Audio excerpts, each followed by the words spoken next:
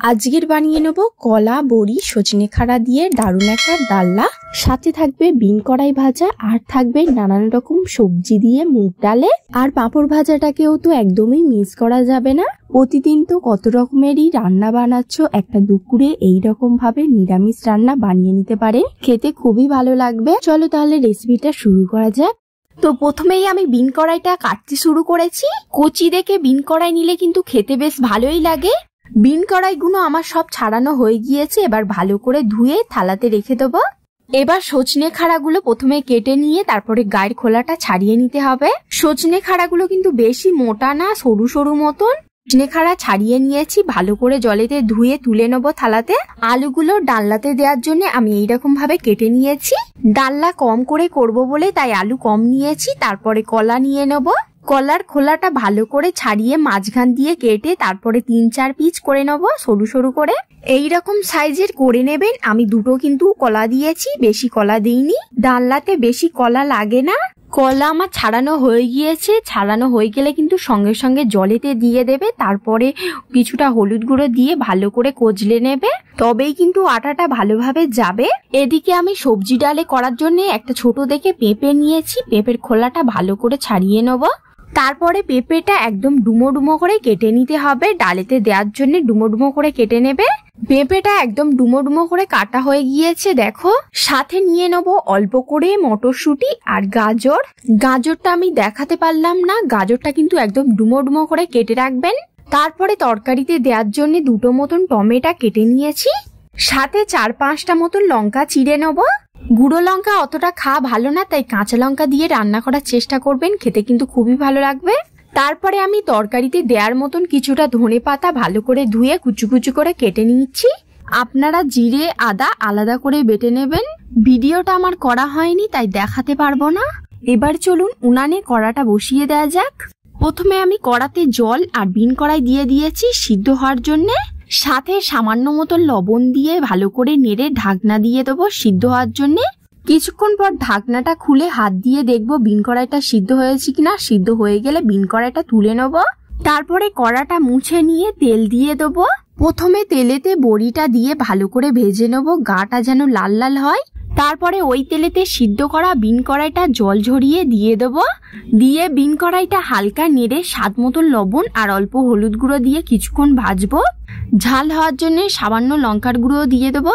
দেখুন বিন কড়াইয়ের গাটা এখন কেমন আছে। আরো কিন্তু বিন কড়াইটা ভাজতে হবে। বিন কড়াইয়ের গাটা হালকা কালো কালো হয়ে গেলে তুলে নিতে হবে। তারপরে ওই কড়াতে কিছুটা তেল দিয়ে দেবো। তেল গরম হয়ে গেলে অল্প 5 ফোড়ন দিয়ে লাল করে ভাজবো। তারপরে চিড়ে রাখা 3-4টে লঙ্কা আর টমেটো দিয়ে দেবো। সাথে কেটে রাখা আলু কলা দিয়ে দেবো। কড়াতে এগুলো একসাথে কিছুক্ষণ ভেজে নেবো, গাটা যেন ভাজা ভাজা হয়। ভাজা হয়ে গেলে স্বাদ মতো লবণ আর ছোট চামচের 1 চামচ আর 1/2 চামচ হলুদ গুঁড়ো দিয়ে দেবো। আপনারা চাইলে ঝাল হওয়ার জন্য রান্নাতে লঙ্কার গুঁড়ো দিতে পারেন। এগুলো দিয়ে আলু কলার সাথে ভালো করে নেড়ে নেব। মশলাটা যাতে চুঁয়ে না যায় তার জন্য সামান্য জল দিয়ে নেড়ে নেব। একদম এইরকম শুকনো শুকনো হয়ে গেলে অল্প আদা বাটা আর সজনে খাড়া দিয়ে দেবো। আদাটা এবার কিছুক্ষণ কষতে হবে। আলুর সাথে ভালো করে কিছুক্ষণ কষে নেওয়ার পর পরিমাণ মতন জল দিয়ে দেবো সিদ্ধ হওয়ার জন্য। মানে আলু কলা জলেতে ডুবে গেলেই হলো, বেশি জল দিতে লাগবে না। এবার খুন্তি দিয়ে নেড়ে নেব। ভেজে রাখা বড়িটা দিয়ে দেবো। তারপরে ঢাকনা দিয়ে সিদ্ধ হওয়ার জন্য রেখে দেবো। কিছুক্ষণ ভালোভাবে ফোটার পর ঢাকনাটা খুলে নেব। তারপরে ঝোলটা নেড়ে নিয়ে একটা একটা করে আলু ঘাটবো। ঝোলটা একটু মোটা হওয়ার জন্য 2-3টে আলু ঘাটবো। সাথে নুন ঝালটা চেক করে দেখে নেবেন। যেহেতু ডালনা করব তো বেশি জল রাখবো না। তারপরে ধনেপাতা কুচি ওপর থেকে ছড়িয়ে দেবো আর কিছুটা ঘি দিয়ে দেবো। ঘিটা দিলে কিন্তু টেস্টটা দারুণ হয়।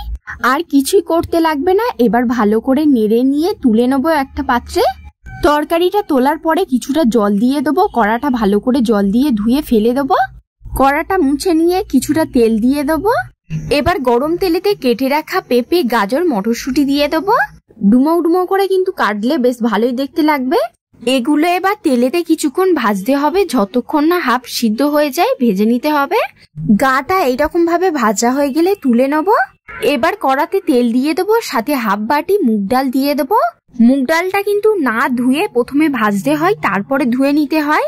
ডালটার গাটা হালকা ভাজা ভাজা করে ভেজে নিতে হবে। ডালটা যেহেতু ধোয়া হয়নি, তো এখনই জল দিয়ে কচলে ধুয়ে নিতে পারেন। আমি ডালটা ধুইব না, একেবারে জল দিয়ে সিদ্ধ হতে বসিয়ে দেবো। ডালটা কিছুক্ষণ ফোটার পর খুলে নিচ্ছি। এই ডালটা বাড়িতে চাষ করা হয়েছিল বলে সিদ্ধ করার পরে কিন্তু খোসা বের হয়েছে। খোসাটাকে ফেলবো বলেই ঢাকনাটা খোলা হয়েছিল। তো এবার ঢাকনাটা দিয়ে সিদ্ধ হতে বসিয়ে দেবো।